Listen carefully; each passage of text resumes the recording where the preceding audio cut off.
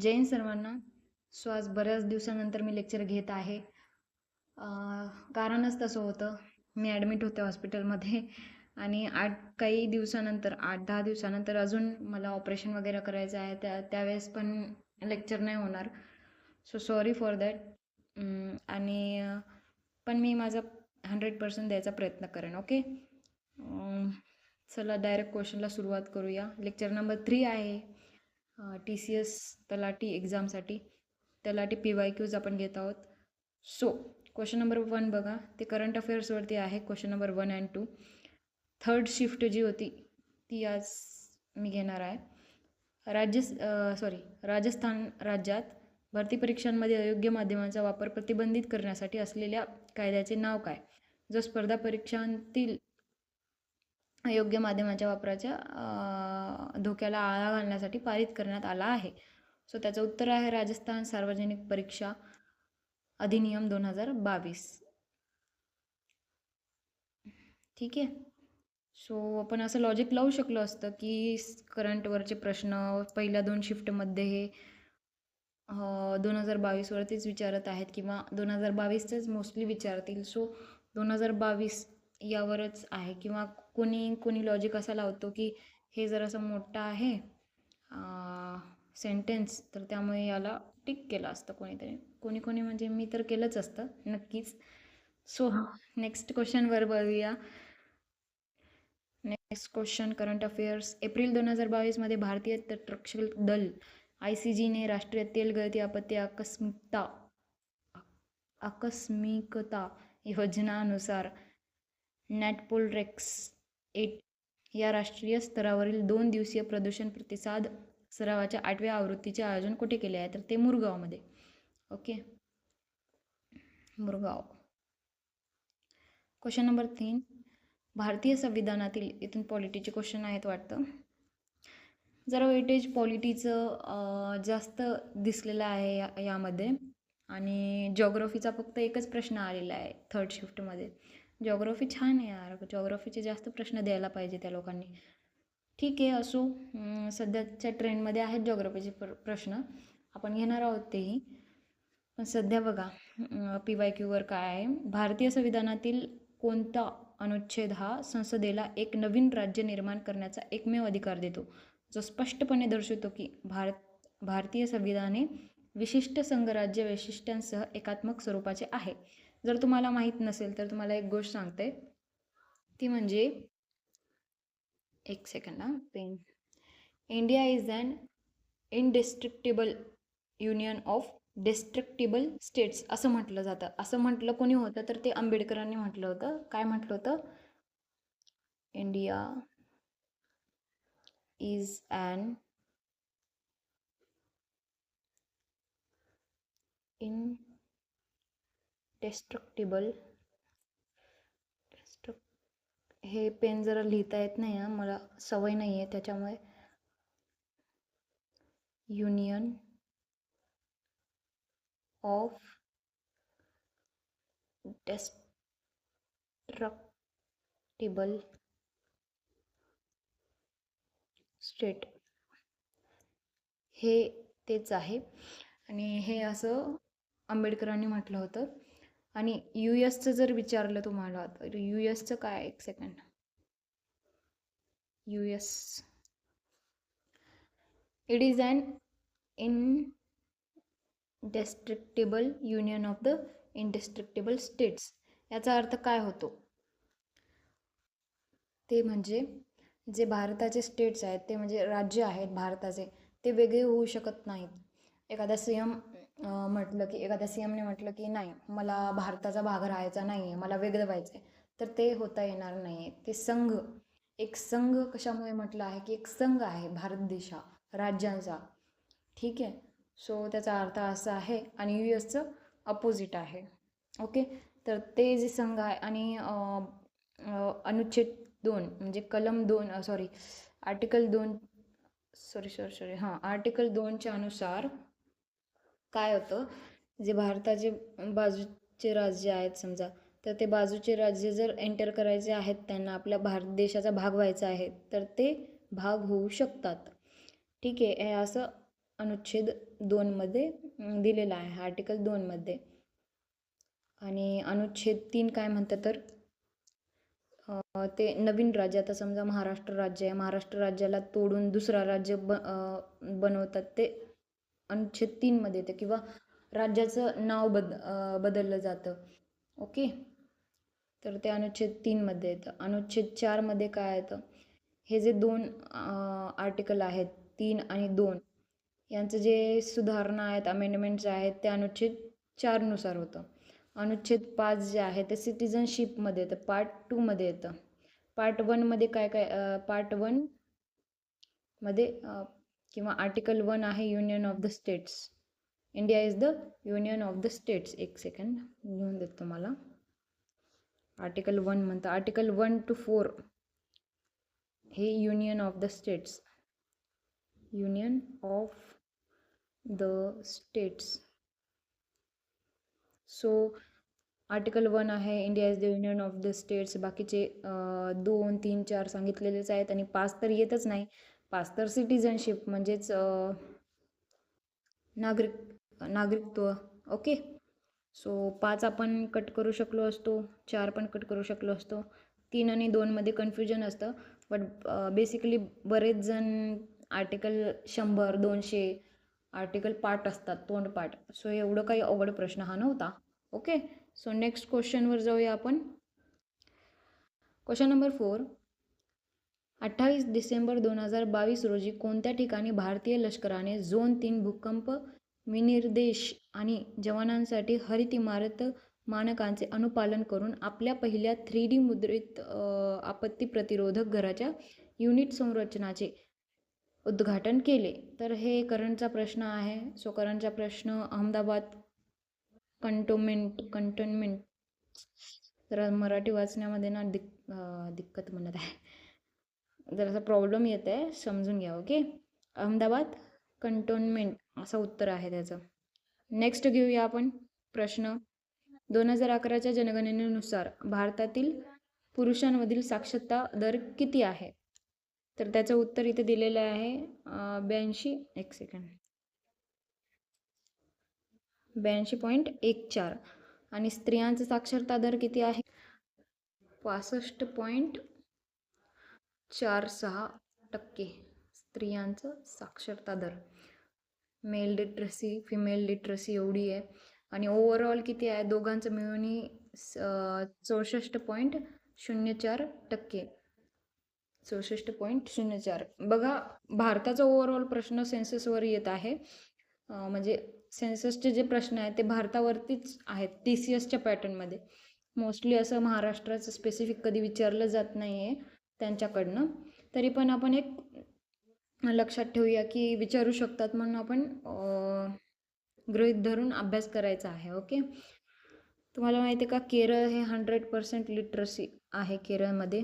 तिथे पुरुषांचं 96% आहे आणि स्त्रिया 94%, कधीकधी 92% पण येऊ शकतं. आणि त्याच्या अपोजिट बिहार आहे, हे मी मागच्या लेक्चरमध्ये सांगितलेलं आहे. त्याच्या अपोजिट बिहार आहे. बिहारचं लिटरसी रेट 74% आहे. ओके, सो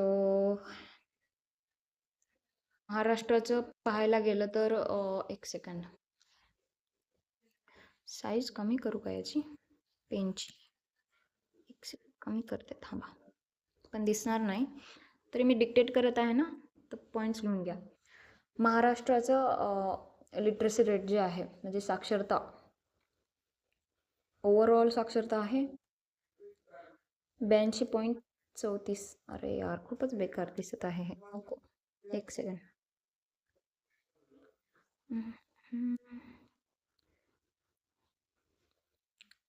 82.34% ओव्हरऑल आहे महाराष्ट्राची.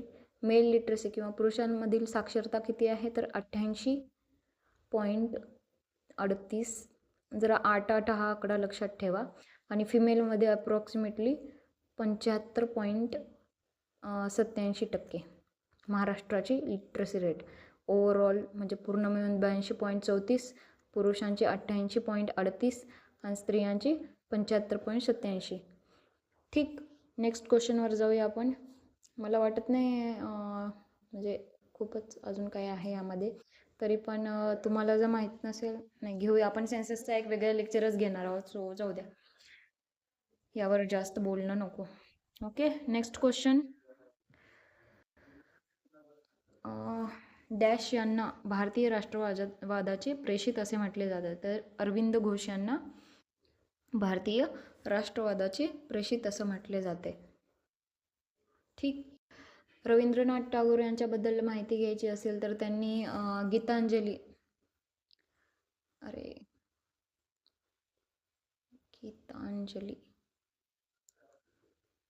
गीतांजली साहित्य लिहिलं होतं आणि त्याच्यामुळे त्यांना नोबेल प्राईज मिळाला होता 1913मध्ये. नोबेल प्राईज जे आहे ते जगातलं हायेस्ट सिव्हिलियन अवॉर्ड आहे बरं का, नोबेल प्राईज. त्याबद्दल आपण थोडंसं चर्चा करूया, बट पहिले रवींद्रनाथ टागोर यांनी काय काय कार्य केलेले आहेत ते पाहून घेऊया. 1913मध्ये त्यांनी गीतांजली नोबेल प्राईज मिळालेला आहे, गीतांजली लिहिलेली आहे. ठीक. परत त्यांनी शांतिनिकेतन नावाचं काय म्हणतात विद्यापीठ स्थापन केलं होतं, शांतिनिकेतन.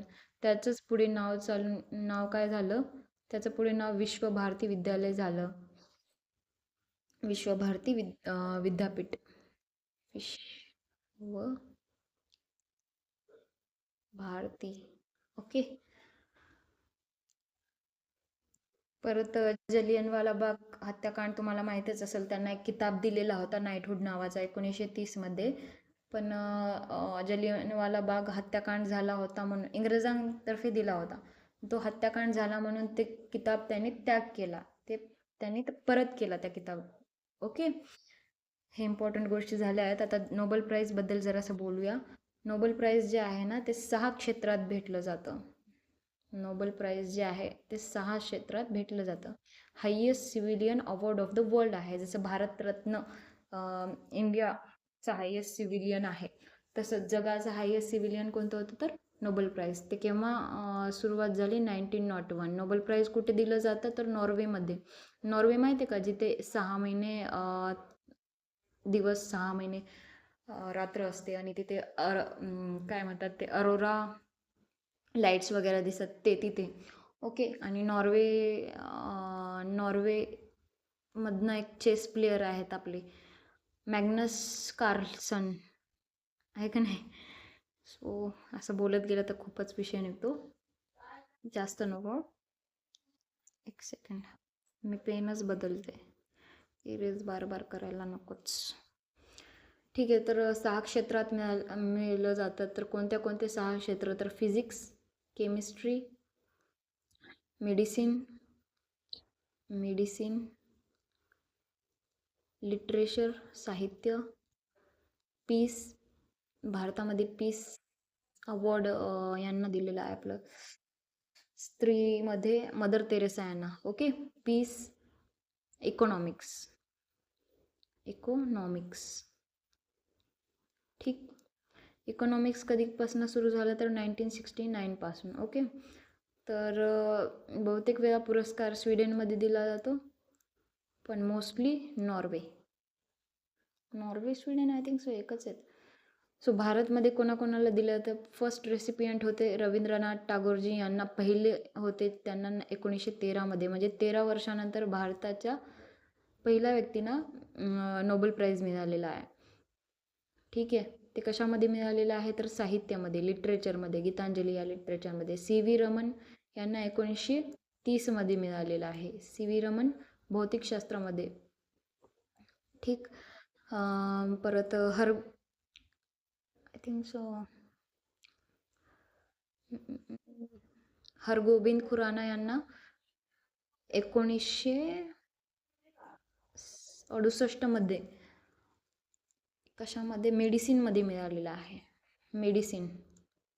ओके. एक सेकंड.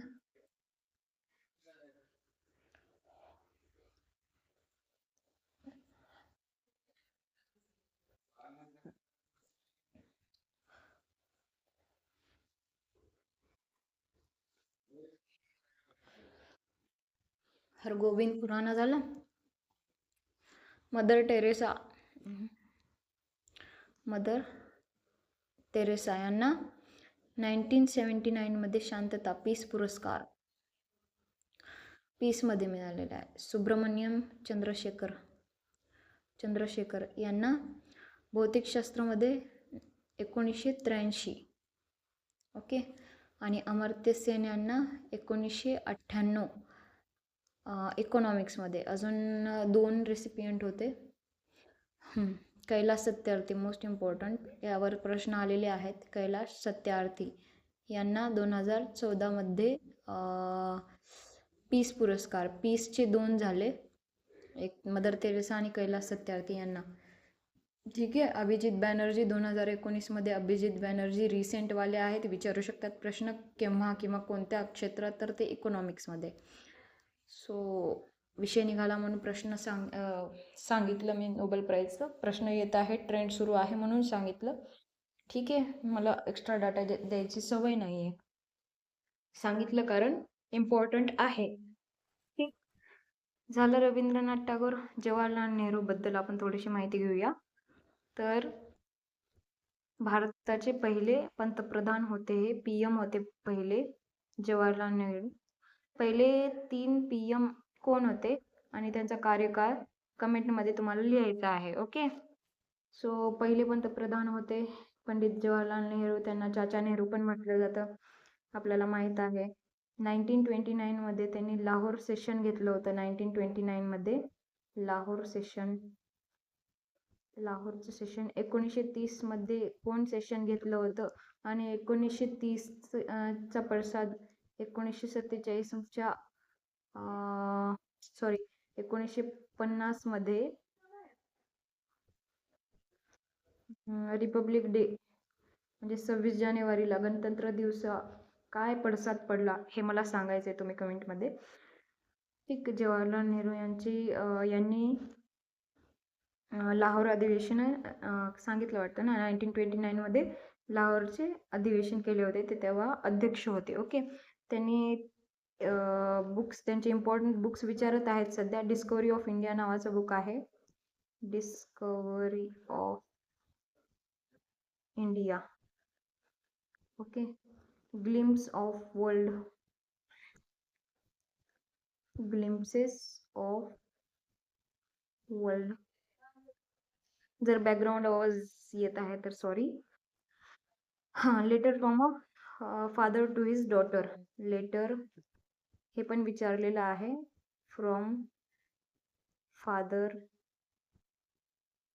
To his daughter. हे कोणासाठी लिहिलं होतं त्यांनी बुक, तर त्यांच्या डॉटर इंदिरा गांधी यांच्यासाठी.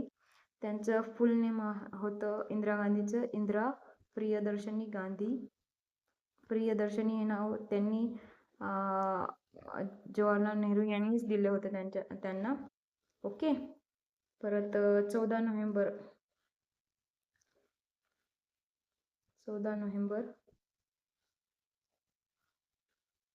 चिल्ड्रन्स डे म्हणून ओळखला जातो. ठीक. कारण त्यांचा त्या दिवशी बर्थडे होता. परत त्यांना 1955मध्ये या काळात सिटिझनशिप ॲक्ट आले होते बघा. 1955मध्ये सिटिझनशिप ॲक्ट आला होता आणि त्यावेळेसच त्यांना भारतरत्न मिळालं होतं. Bharat Ratna is the highest civilian award of India. ठीक आहे. परत दादाभाई नौरोजीबद्दल मी लेक्चर 1मध्ये सांगितलेलं आहे. जर नसेल सांगितलं तर पुढे घेऊया, कारण पुढे खूप डाटा द्यायचा बाकी आहे. यातच तुम्ही हैराण व्हाल, कारण दादाभाई नौरोजी हे प्रत्येक ऑप्शनमध्ये आहेतच. सो आपण घेऊया त्यांच्याबद्दल अजून एक वेळ. अरविंद घोष उत्तर आलेलं आहे. परत रिपीट होऊ शकतो प्रश्न, सो कुठल्या एक्झाममध्ये होऊ शकतो. सो राष्ट्रवादाचे प्रेषित असे अरविंद घोष यांना म्हटले जाते. ओके. नेक्स्ट क्वेश्चनला जाऊया. प्रतिकूल हवामानाच्या घटना, विशेषतः भूस्खलन करू शकणारी अतिवृष्टी, पूर आणि नैसर्गिक आपत्ती यामध्ये सातत्याने होणाऱ्या वाढीमुळे खालीलपैकी कोणत्या संस्थेने देशातील भूस्खलन होण्याची ठिकाणे दर्शविणारा भारताचा भूस्खलन नकाशा संग्रह प्रकाशित केला? तर भारतीय अंतराळ संशोधन संस्था. Not to speak more about this, जास्त बोलायची गरज नाही आहे यावर. सो नेक्स्ट क्वेश्चन पाहूया, जे करंटचा आहे. संयुक्त राष्ट्राच्या अंदाजानुसार भारतीय लोकसंख्या डॅश असून 2023मध्ये पहिल्यांदाच ती चीनला मागे टाकेल. तर किती आहे संख्या बघा, 1425775850 850 850 850. काय जण काय करतात, मागचे शेवटचे पाठ करून ठेवतात, म्हणून इथे शक्कल लढवलेली आहे बाई.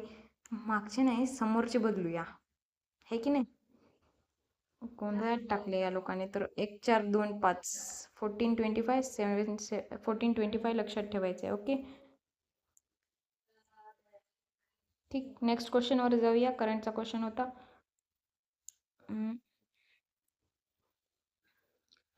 ब्रायोफायटा, इम्पॉर्टंट आहे क्वेश्चन खूप. याच्यावर खूप डाटा, म्हणजे एक चॅप्टरच आहे याचा, आणि ते चॅप्टर तुम्हाला करायचं आहे. त्या चॅप्टरचं नाव काय सांगू का तुम्हाला? आपल्या बुक्समध्ये मला आठवत नाही व्यवस्थित. Kingdom, animal kingdom, plant kingdom, ठीक आहे, ते वाला सीन आहे हा. सो तुम्हाला जर माहीत नसेल तर सांगते प्लांट किंगडमबद्दल. प्लांट किंगडम और kingdom Plantae. Okay, so kingdom Plantae जे आहे KP, त्याचे 2 भाग पडतात. KP, क्रिप्टोगॅमे आणि फेनेरोगॅमे. ओके, क्रिप्टोगॅमेमध्ये 3 भाग पडतात. कोणते कोणते? Thallophyta, Bryophyta, Pteridophyta. टेरिडोपीपासून सुरू होतं. आणि फेनेरोगॅमेचे 2 भाग पडतात, जिम्नोस्पर्म आणि अँजिओस्पर्म. ओके, क्वेश्चन दिसत असेल ना तुम्हाला व्यवस्थित? जिम्नोस्पर्म आणि अँजिओस्पर्म. अँजिओस्पर्मचे 2 भाग, मोनोकॉट, डायकॉट, ठीक आहे. आणि थॅलोफायटाला अल्गी पण म्हणतात. आणि स्टडी ऑफ फायकोलॉजी, फायकोलॉजी कशाला म्हणतात, सॉरी, स्टडी ऑफ अल्गीला फायकोलॉजी म्हणतात. Study of algae, study of algae. थोडंसं बेसिकली सगळे सेमी मीडियममध्ये असतात, आणि सायन्स हे इंग्लिशमध्येच असतं ना. 11th 12th नीट वगैरे करतात, किंवा कुठलाही विषय असो ते इंग्लिशमध्ये नंतर येतोच. सो इंग्लिशमध्ये सांगणं मॅन्डेटरी आहे. बघा, क्रिप्टोगॅमे आणि फेनेरोगॅमेमध्ये फरक काय आहे? तर क्रिप्टोगॅमे आणि फेनेरोगॅमेमध्ये जे सीड फ्रूट असतात ना, सीड फ्रूट फ्लावर हे प्रेझेंट असतात. आणि याच्यामध्ये सॉरी उलटं सांगत आहे. क्रिप्टोगॅमे फेनेरोग्राम हे ह्याच्यामध्ये अब्सेंट असतात, आणि गॅमेमध्ये प्रेझेंट असतात. पी प्रेझेंट लक्षात ठेवू शकतो. दुसरी गोष्ट, गॅमेमध्ये रिप्रोडक्टिव्ह ऑर्गन्स जे असतात ते हिडन असतात. ह्याच्या गोष्टी हिडन, अब्सेंट अशाच आहेत. ओके, आणि फेनेरोगॅमेच्या गोष्टी एक्सपोज्ड असतात. त्याचे जे रिप्रोडक्टिव्ह ऑर्गन्स आहेत ते एक्सपोज्ड असतात, दिसतात ते. ओके, परत क्रिप्टोगॅमेमध्ये लेस प्लांटचे इव्हॉल्युशन, किंवा प्लांट इव्हॉल्युशन नाही, इव्हॉल्व जे असतं ते कमी इव्हॉल्व असतात. आणि फेनेरोगॅमेमध्ये हायली इव्हॉल्व प्लांट असतात. तर क्रिप्टोगॅमेचे तुम्हाला 3 उदाहरण सांगितले आहेत मी, थॅलोफिटा, ब्रायोफिटा आणि टेरिडोफायटा. आणि फेनेरोगॅमे जिम्नोस्पर्म, अँजिओस्पर्म, अँजिओचे 2, मोनोकॉट, डायकॉट, ठीक. दुसरी म्हणजे गोष्ट बघा, इथे तुम्हाला ऑप्शनमध्ये एक ऑप्शन चुकीचाच दिलेला आहे. ब्रायोफायटा नावाचं असलं कुठलंही काही सीन नाही आहे. सो हे तुम्ही निग्लेक्ट करू शकला असतात. टेरिडोफायटा, जिम्नोस्पर्म, ब्रायोफायटा मध्ये बघा काय काय होतं. सो ब्रायोफायटा जे आहे त्याला ॲम्फिबियन्स असं म्हणतात. ॲम्फिबियन्स ऑफ प्लांट किंगडम असं म्हणतात. ॲम्फिबियन्स ऑफ प्लांट किंगडम म्हणजेच काय, जे उभयचर असतात. पाण्याच्या संयोगाची आवश्यकता वनस्पती गट कोणता, जे जमीन आणि पाणी इथे दिलेलं आहे, तो उभयचर असा तुम्ही थोडंसं लॉजिक लावून ब्रायोफायटाला टिक करू शकला असतात. राईट आहे. ओके, ह्याचं न्यूट्रिशन जे असतं ते ऑटोट्रॉफिक असतं. यात मेल रिप्रोडक्टिव्ह पार्ट जे असतं त्याला अँथेरेडियम असतं म्हणतात, आणि फिमेलला आर्चिगोनियम, आर्ची. फिमेल होती आर्ची आणि मेल होता आपला अँथर. परशाची वाट लागली. ठीक आहे. परत ते कुठे फाउंड होतात तर ते मॉइस्ट एरिया म्हणजे जे चिकट एरिया, मुंबई टाईप चिकट एरियामध्ये फाउंड होतात. याचे एक्झाम्पल्स काय काय आहेत तर लिव्हर वॉट्स जे आहेत मर्चेंटिया रिशिया, हॉर्नवॉट, मॉस. ठीक, हे सगळे ब्रायोफायटाचे आहेत. टेरिडोफायटा पाहायचं झालं तर टेरिडोफायटाबद्दल हेच विचारू शकतो. फर्स्ट टेरिटोरियल वस्क्युलर प्लांट आहे. वस्क्युलर प्लांट म्हणजे व्यवस्थित त्याला एक शेप असतो, त्या झाडाला एक शेप असतो, तो झाड व्यवस्थित असा असतो. पण बाकीचे जे 3 आहेत थॅलोफायटा, ब्रायोफायटा, 2 आहेत ते व्यवस्थित नसतात. ठीक आहे, ते त्यांचं साईज हे प्रमाण काही नसतं. सो याला फर्स्ट टेरेस्ट्रियल वॅस्क्युलर प्लांट आहे. लिहून घ्या साईडला. इम्पॉर्टंट डाटा मी सांगत आहे. तोंडातून जे शब्द निघत आहे सोनं समजून लिहून घ्या, कारण हे प्रश्न रिपीट होऊ शकतात. प्रत्येक क्वेश्चनच्या मागे ना एक लेसन दडलेला असतो.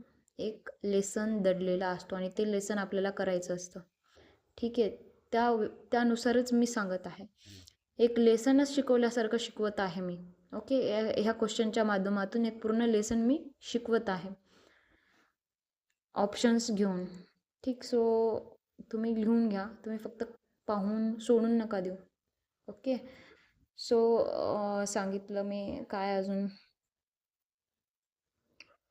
याचे काय काय टेरिडोफायटाचे काय काय एक्झाम्पल आहेत तर मर्सिलिया, फर्न आणि हॉर्सटेन्स.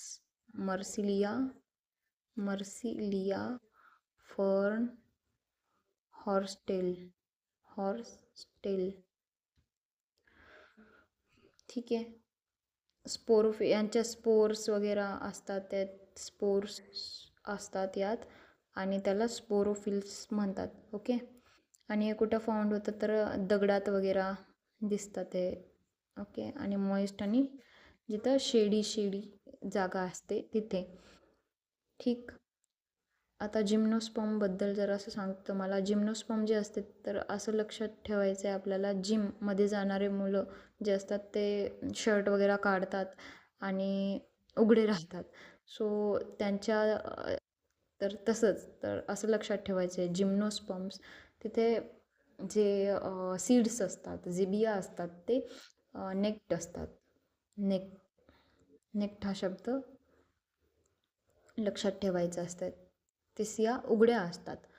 ओके, म्हणून त्याला जिम्नोस्पर्म असं म्हटलेलं आहे.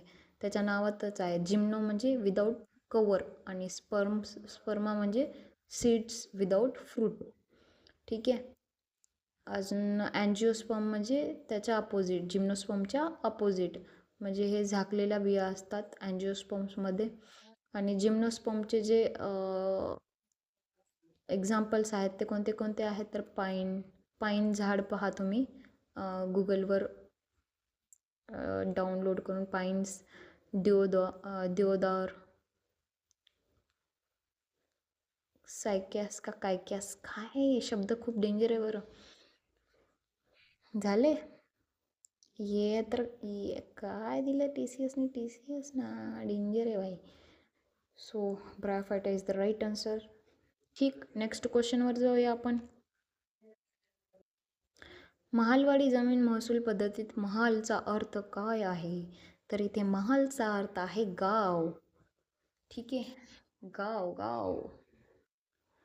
सो थोडंसं आपल्याला वाचायचं आहे या गावाबद्दल, या महालवाडी वगैरे पद्धतबद्दल. तर तुम्हाला मी लास्ट लेक्चरमध्ये सांगितलं होतं की 3 असे छानपैकी कॉलम बनवायचे आहेत.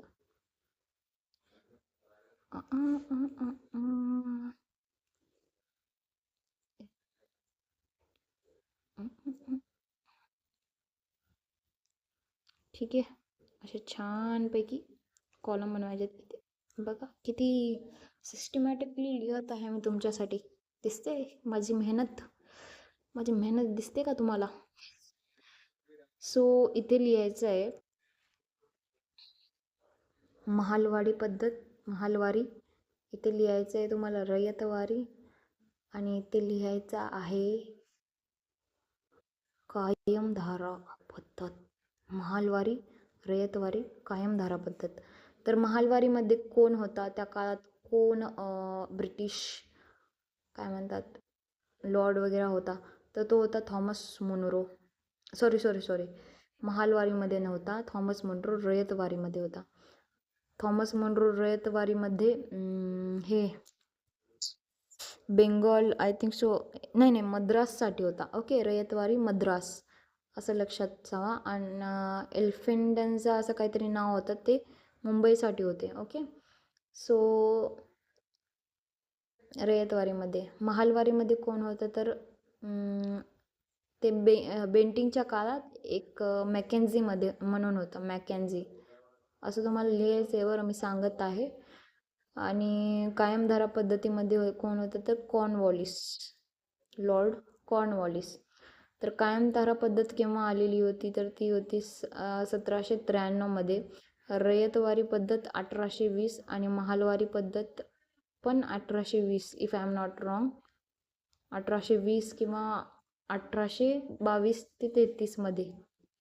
बॅकग्राऊंड वॉईससाठी सॉरी. ओके, परमनंट सेटलमेंट और कायमधारा पद्धत कुठे कुठे लागू होती तर ती म्हणजे बंगालमध्ये लागू होती, बिहारमध्ये, ओडिसामध्ये. हे काय होतं नेमकं महालवारी, रयतवारी, कायमधारा माहिती आहे का? तर तिथले जे बंगाल, बिहार आणि ओडिशामधले जे शेतकरी वगैरे लोक होते तर त्यांचे जे टॅक्स होते ते टॅक्स पे करायचे. कोणाला? त्या ब्रिटिशांना. ओके, तर इथे लागू होती ती पद्धत. परत रयतवारी पद्धत कुठे लागू होती तर ती होती बॉम्बे, मद्रास आणि आसाममध्ये. महालवारी पद्धत कुठे लागू होती तर महालवारी पद्धत UPमध्ये, पंजाबमध्ये. ठीक आहे, UP, पंजाब आणि MPचा काही भाग होता. ठीक.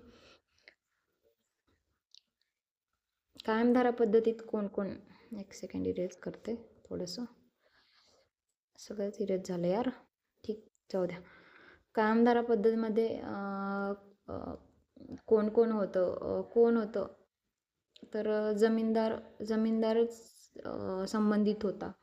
ओके, जमीनदार हे ब्रिटिशांशी संबंधित किंवा सरकारशी संबंधित होते. रयतमध्ये रयत म्हणजेच येतं शेतकरी, रयतचा अर्थच आहे शेतकरी, तर रयतमध्ये शेतकरी होते. आणि महालवारीमध्ये पूर्ण गाव होता. हे पूर्ण गाव मिळून महसूल किंवा टॅक्स हे ब्रिटिशांना देत असे. ठीक आहे, अजून काय इम्पॉर्टंट आहे का यामध्ये तर जास्त नाही आहे इम्पॉर्टंट, एवढं ठीक आहे. हां, कायमधारा या नावातच परमनंट होतं, कायम स्वरूपाची होती. परत महालवारी जी होती ती अर्धवट होती आणि रयतवारी जी होती ती 20-30 वर्षांसाठी बदल घडवून आणत होते.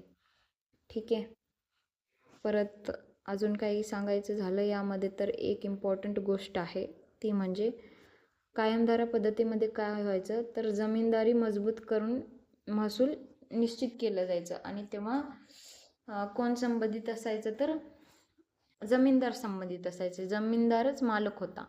रयतमध्ये रयत शेतकरी मालक होता आणि महालमध्ये पूर्ण गाव मालक होता आणि गावच मिळून टॅक्स भरायचे. ठीक आहे, एवढं झालेलं आहे. सो याबाहेर तर काय जाणार नाही आहे असं मला वाटतं. ठीक आहे का? तरी आपण क्वेश्चन बघूया पुढे काय येतील काय नाही. नेक्स्ट क्वेश्चनवर जाऊया. 1890मध्ये खालीलपैकी कोणी वडोद्यात तंत्र शिक्षणासाठी कलाभवन नावाची संस्था स्थापन केली? तर ते होते महाराज सयाजीराव गायकवाड 3. ठीक आहे, तर त्यांनी कलाभवन नावाची शिक्षण संस्था स्थापन केली. यांनीच काय केलं, लंडनमध्ये डॉक्टर बाबासाहेब आंबेडकर यांना पाठवण्यासाठी शिष्यवृत्ती लागू केली होती, स्कॉलरशिप. बडोदा और मराठा काही आलं तर मराठा बडोदा आला तर ते सयाजीराव यांचं नाव टाकायचं आहे आपल्याला. ओके, लोकमान्य टिळकांनी काय केलेलं आहे एक सेकंद, तुम्हाला हे प्रश्न फिरून पण येऊ शकतो बरं का. सो क्वेश्चन लक्षात ठेवा. कलाभवन यापैकी कोणती संस्था यांनी स्थापन केली असे येऊ शकतात. तर कलाभवन हे सयाजीराव गायकवाड यांची होती. लोकमान्य टिळक जे आहे त्यांनी काय केलं, केसरी आणि मराठा वृत्तपत्र सुरू केले. केसरी जे वृत्तपत्र होतं ते मराठीमध्ये होतं आणि मराठा जे पत्र होतं द मराठा ते होतं इंग्लिशमध्ये. ठीक आहे. ते त्यांनी 1881मध्ये स्थापन केलं होतं त्या पत्रांची. स्वराज्य हा माझा जन्मसिद्ध हक्क आहे आणि तो मी मिळवणारच, किंवा मी टरफले फेकले नाहीत आणि ते मी उचलणार नाही, असे शब्द त्यांनी वापरले होते. ते फेमस आहेत. ठीक आहे. ते त्यांचेच आहेत. तुम्हाला डायरेक्ट प्रश्न विचारला जातं हे वाक्य कोणी म्हटलं होतं वगैरे, है ना. तर त्यांनी 1916मध्ये होम रूल लीग आणि बेझंटसोबत मिळून सुरू केली होती. होम रूल लीग ते एक्स्ट्रीमिस्ट होते. ते काय म्हणतात, शांततेनुसार नाही तर त्यांना काय म्हणतात, मॉडरेट नव्हते, ते एक्स्ट्रीमिस्ट होते. मोस्टली एक्स्ट्रीमिस्टच मला चांगले वाटायचे, काय माहीत कसं काय. परत त्यांनी गणेशोत्सव आणि शिवजयंती सुरुवात केली होती. ठीक आहे. याच्या बाहेर काय येईन यांच्याबद्दल, तर एक सेकंड. तर त्यांनी गीता रहस्य हे ग्रंथ लिहिला होता. गीतांजली म्हटलं तर टागोर यांचं नाव येतं आणि गीता रहस्य म्हटलं तर लोकमान्य टिळकांचं नाव येतं बरं का. जरा कन्फ्युजन होईल पण लक्षात ठेवा, गीतांजली आणि गीता रहस्यमध्ये. ओके. परत उग्र राष्ट्रवाद त्रिकूट कुणाकुणाचे नाव होते, तर लाल बाल पाल होते, लाला लजपतराय, बाळ गंगाधर टिळक आणि बिपिनचंद्र पाल हे होते. परत मंडालेच्या तुरुंगात ते होते 6 वर्ष. ठीक आहे. कोण? टिळक. आता महादेव गोविंद रानडे यांच्याबद्दल बोलायचं झालं तर ते गोपाळ कृष्ण गोखलेचे गुरु होते महादेव गोविंद रानडे. आणि गोपाळ कृष्ण गोखले कोणाचे गुरु होते, तर महात्मा गांधीजीचे गुरु होते. ठीक आहे. MR असं लक्षात ठेवू शकतो. MR महादेव, MGR महादेव गोविंद रानडे, गोपाळ कृष्ण गोखले, मग GKG, मग महात्मा गांधी MG, असं लक्षात ठेवू शकतो आपण. ओके. तेवढं विचारणार नाही त्याबद्दल. त्यांनी राईज ऑफ मराठा पॉवर हे बुक लिहिलं होतं. Rise of Maratha power. Art and industry नावाचं पण बुक त्यांनी लिहिलं होतं. Art and industry. परत essays on Indian economy, essay on Indian economy. ठीक आहे. फॅक्च्युअल डाटा पाठ राहायला पाहिजे, हे त्यांनी लिहिलं होतं. दादाभाई नौरोजी यांच्याबद्दल माहिती घ्यायची झाली तर त्यांनी स्वराज्य हा शब्द पहिले उच्चारला होता, स्वराज्य. परत ईस्ट इंडिया असोसिएशन स्थापन केलं होतं त्यांनी लंडन येथे. ओके. 1866 साली त्यांनी स्थापन केलं होतं. मी म्हणलं होतं ना तुम्हाला, दादाभाई नौरोजीबद्दल येतच आहे ते ऑप्शन्स वगैरे. सो लक्षात ठेवा. 3 काँग्रेसचे सेशन त्यांनी केले होते. 1886, 1886, 1893, 1906. ओके. 3 सेशन यांनी केले होते. हे का सांगत आहे तर तुम्हाला कंबाईनच्या पण एक्झाममध्ये थोडंसं येतं आहे ना, की हे सेशन पहिलं, दुसरं, तिसरं 4 सेशन विचारले, परत पुढचे 4 विचारले आहेत. सो यामुळे कदाचित एखादा ऑप्शन येऊ शकतो मॅच द फॉलोइंग्समध्ये. ओके. परत त्यांना नॅशनल इन्कम ऑफ इंडिया 1876मध्ये त्यांनी स्थापित केला होता. म्हणजे त्याचं स्टेटमेंट स्थापित केलं होतं त्यांनी. दुसरी गोष्ट म्हणजे father of national income in India असं त्यांना म्हटलं जातं. Father of national income in India असं म्हटलं जातं. स्वराज हा पहिला शब्द त्यांनी उच्चारला होता. त्यांना grand old man of India पण म्हटलं जातं. Grand old man of India. British राज्य जेव्हा होतं, ब्रिटिशांचं पार्लमेंट जेव्हा होतं, तेव्हा ते पहिले भारतीय होते. त्या ब्रिटिश पार्लमेंटमध्ये ते बसले होते. ते त्याचे सदस्य होते. ओके, मेंबर होते ते. त्यांनी रफ्त का रस्त गुफ्तार या नावाचं एक पारशी मॅगझिन सुरू केलं होतं. मॅगझिन और न्यूजपेपर सुरू केलं होतं. ठीक आहे. त्यांनी 2 पुस्तकं लिहिली होती. Poverty, British rule in India. Poverty, British, हे डाटा मी उगाच सांगत नाही आहे. British rule in India. आणि दुसरं मी नेक्स्ट लेक्चरमध्ये सांगेल बुकचं नाव. ठीक आहे. अजून त्यांनी रहनुमाई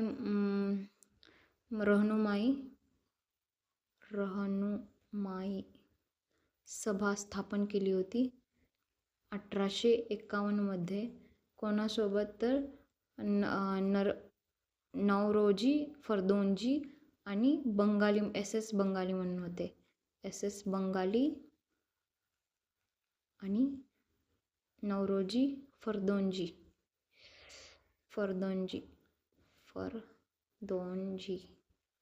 ओके, ठीक.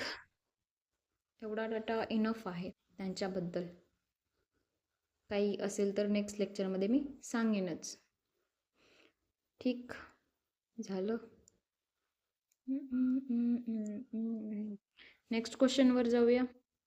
मी 2 पार्ट बनवेन या लेक्चरचे, कारण खूप मोठा लेक्चर बनत आहे. हा डाटा आहे ना जास्त, म्हणून.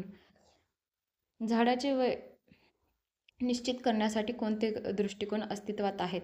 तर पहिले ऑप्शन बघा. त्याच्या आकारावर आधारित नाही. त्याच्या आकारावर आधारित कसं येईल? कारण कोणते झाड छोटे असतात, कोणते उंच असतात, कोणते खुजे असतात. त्यामुळे आकारावर तर येणार नाही. हा लॉजिक लागला असता. उंचीवर तर लागणार नाही, हा आला असता. आकाराचं काय? तर आकाराचं पण आपण इथे जोडू शकत नाही. ठीक. झाडाची पानांची संख्या ते पण नाही येणार, कारण पाने वेदर कंडिशननुसार गळतात आणि ती उगवली जातात वारंवार. त्यामुळे हे 3 ऑप्शन आपण निग्लेक्ट करू शकलो असतो. आणि ऑप्शन नंबर फर्स्ट जे आहे, झाडाच्या खोडातील वेलांची संख्या, म्हणजे जी ही दिसत आहेत ना तुम्हाला, ह्या संख्यावर त्याचं एज डिफाईन करू शकाल.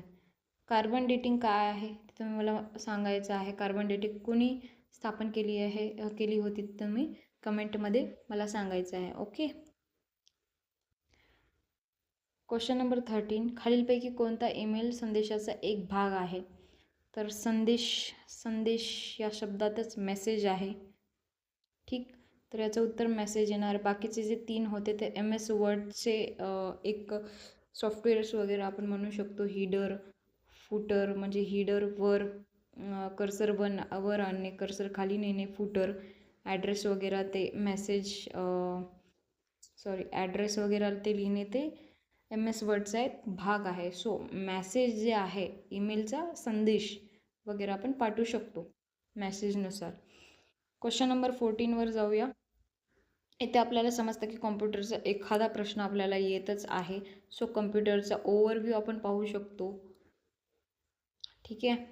खालीपैकी कोणत्या समाजसुधारकाने शांताबाई नावाच्या आपल्या विधवा मुलीचा पुनर्विवाह लावून दिला होता? तर ते होते रामकृष्ण गोपाळ भांडारकर. यांच्याबद्दल थोडीशी स्टोरी आहे समाधान महाजन सरांच्या बुकमध्ये. एक सेकंड, यांच्याबद्दल. ओके. की त्यांनी लग्न वगैरे लावलं आपल्या मुलीचं, आपल्या विधवा मुलीचं. ठीक. विष्णुबुवा ब्रह्मचारी हे तर एक महाराज होते. त्यांच्याबद्दल जास्त माहिती इज नॉट मॅन्डेटरी, तेवढं इम्पॉर्टंट नाही आहे. गोपाळ गणेश आगरकर जे होते, त्यांनी सुधारक न्यूजपेपर स्टार्ट केलं. सुधारक.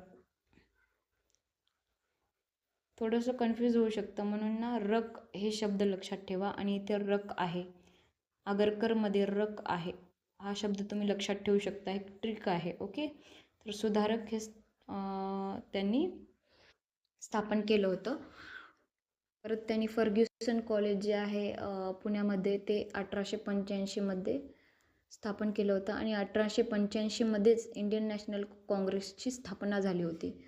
ओके, त्याच काळात फर्ग्युसन कॉलेजची पण स्थापना झाली होती आणि 1884 एक वर्ष अगोदर त्यांनी डेक्कन एज्युकेशन सोसायटी स्थापन केली होती. ते पहिले प्रिन्सिपल होते त्या काळात.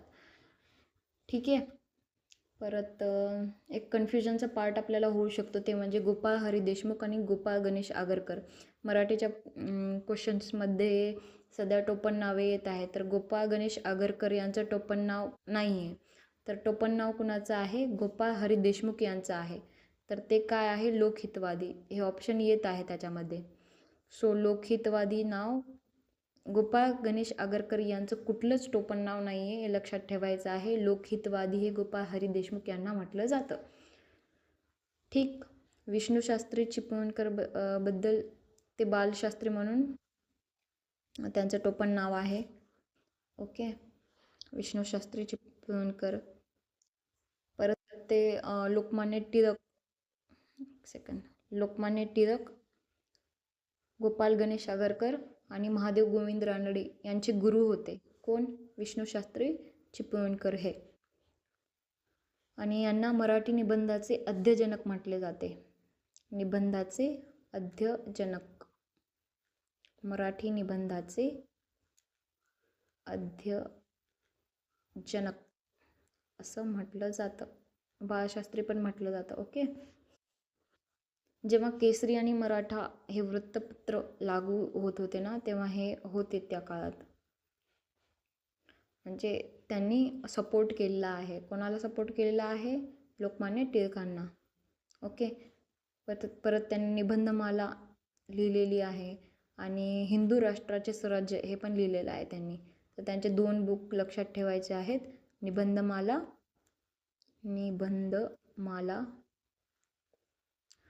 आणि हिंदू राष्ट्राचे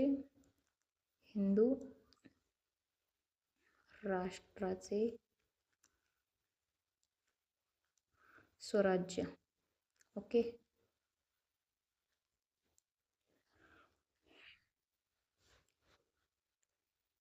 सो हिअर वी गो. एवढे प्रश्न झालेले आहेत. क्वेश्चन नंबर 15पासनं आपण पार्ट 2मध्ये घेऊया. आत्ता 47 मिनिटाचा लेक्चर झालेला आहे. सो पार्ट 2मध्ये क्वेश्चन नंबर 15पासनं आपण 10 प्रश्न घेणार आहोत. पुढे पण बराच डाटा आहे, त्यामुळे मला इथे थांबावं लागत आहे. एक लेक्चरमध्ये घ्यायचं म्हटलं तर तुम्हालाच बोर होईल. पूर्ण 2-3 तासाचं लेक्चर होईल हे. त्यामुळे डाटा खूप आहे ना, त्यामुळे खूप डाटा देत आहे. विनाकारण नाही आहे. ते एक्झाममध्ये विचारत आहे. TCS सध्या जो ट्रेंडमध्ये देत आहे किंवा TCSच्या फक्त तलाठीच्याच एक्झाममध्ये उपयोगी पडेल असं नाही आहे. दुसऱ्या पण एक्झाममध्ये उपयोगी पडेल अशानुसार मी डाटा देत आहे. ठीक. सो लेक्चर व्यवस्थित करा, अभ्यास पण करा, मॅथ्स वगैरे पण करायला घ्या, डेली करा लेक्चर. ठीक आहे. Thank you for watching. पुन्हा एकदा जय हिंद.